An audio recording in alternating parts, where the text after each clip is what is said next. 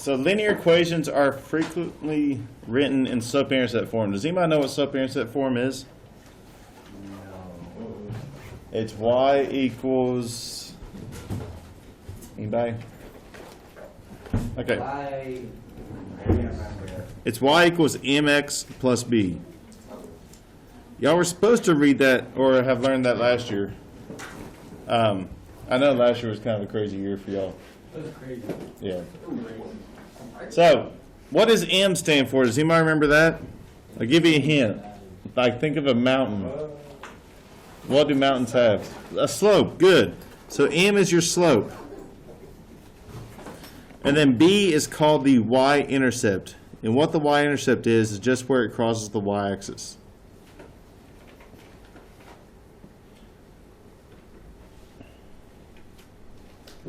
So this is crazy easy, this first part.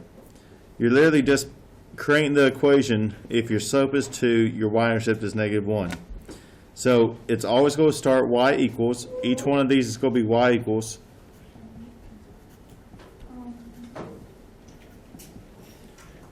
mx plus b. But instead of m, we're going to put what slope is. So for number 1, what is m? 2. 2. And then x.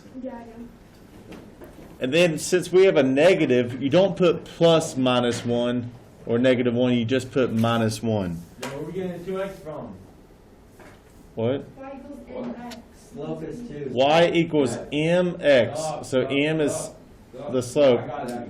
Okay. He was confusing me, dude. So yeah, this is m, like this is b for the next one. So what would the next one look like? Plus 4.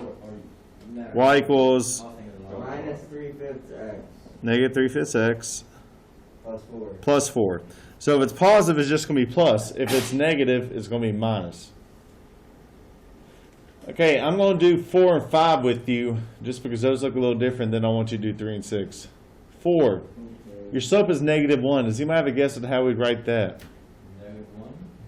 You don't put the 1, you just put -x. Now, it's not technically wrong if you put the 1, but just know on the SOL that's how they're going to write it. Okay. And then plus 7. And then number 5 would be y equals, what would y'all think? 0. 69. What's the slope? Oh, 1/4 1/4 plus 0. x. Now, what is 1/4 x plus 0? 1/4 x. So that's all you leave. So if you ever have y-intercept of 0, just don't put anything.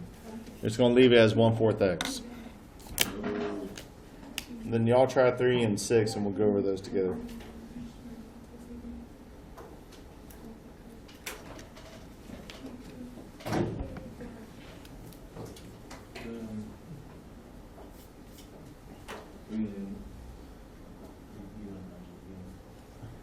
Which one you on there?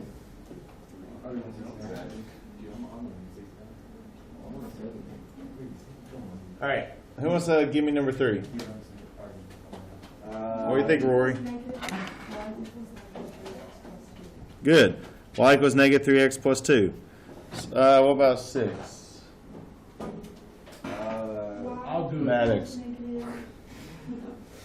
Y equals -5/2 x minus 3. Very good. I'm so good. Like, I'm just too good. All right. Does anybody have questions about those? It's really easy. All right.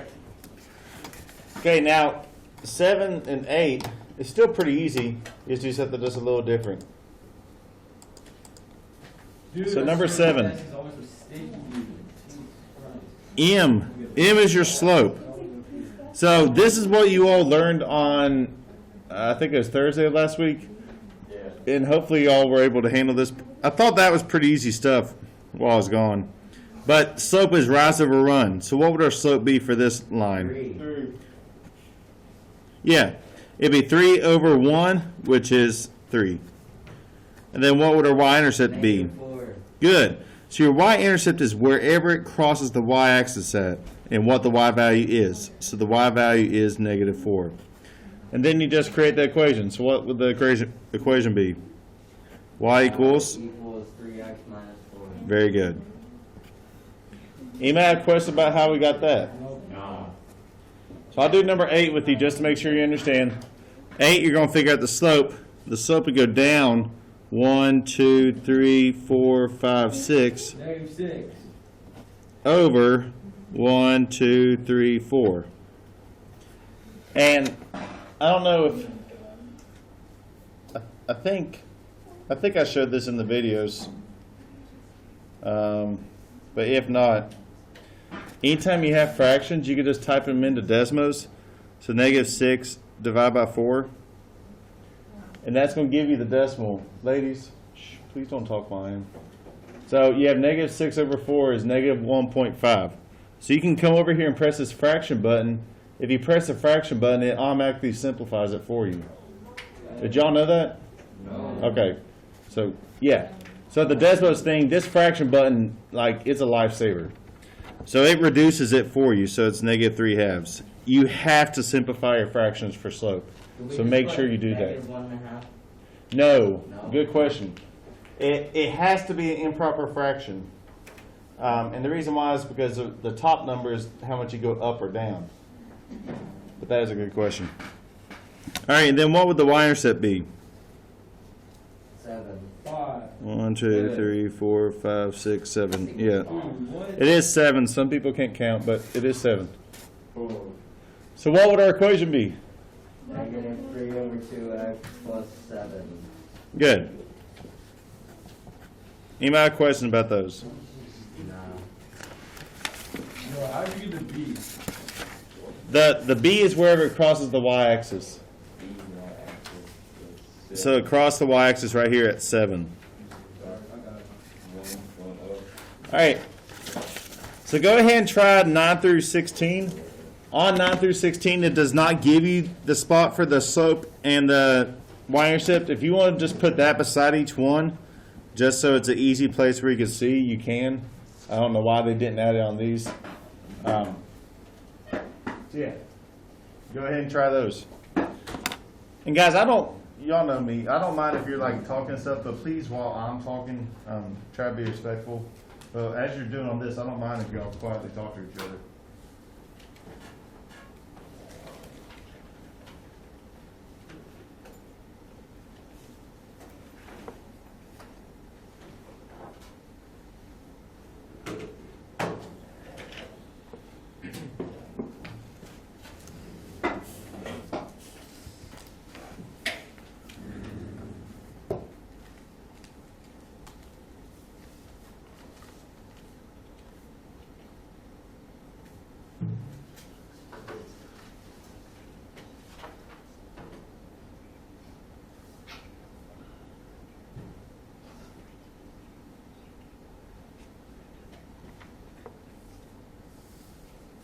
Any of y'all struggle this morning getting up? Yeah. Dude, it actually felt like a normal day to It me. did It's because not. we lost an hour of sleep. It was- I know we lost an hour of sleep, dude. It felt like a normal day to me. It was so dark. I didn't feel like I woke up late or anything.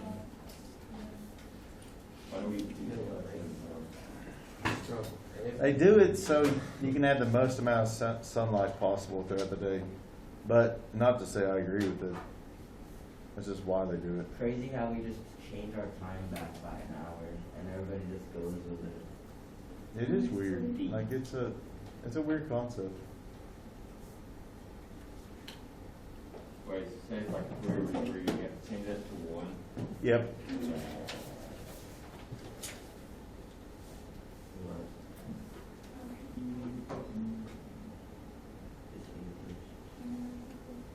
Did anybody need me to do another one with them? Do y'all understand how it is? Yeah. Yeah, I just don't remember. Okay.